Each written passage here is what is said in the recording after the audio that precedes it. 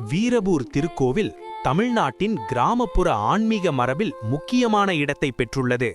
இந்த கோவில் கட்டப்பட்ட துல்லியமான ஆண்டு குறித்து உறுதியான வரலாற்றுச் சான்றுகள் அதிகமாக இல்லை.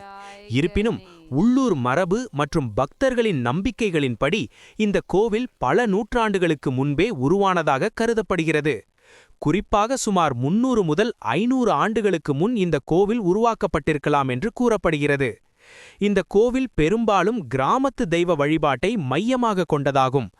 ஆண்டுதோறும் நடைபெறும் திருவிழாக்கள் ஊர் மக்களின் ஒற்றுமையையும் பண்பாட்டையும் பிரதிபலிக்கின்றன. பக்தர்கள் நேர்த்திக்கடன் செலுத்தவும் பாதுகாப்பு மற்றும் வளம் வேண்டியும் இங்கு வழிபடுகின்றனர். காலப்போக்கில் கோவில் பலமுறை புதுப்பிக்கப்பட்டு விரிவாக்கம் செய்யப்பட்டிருக்கிறது.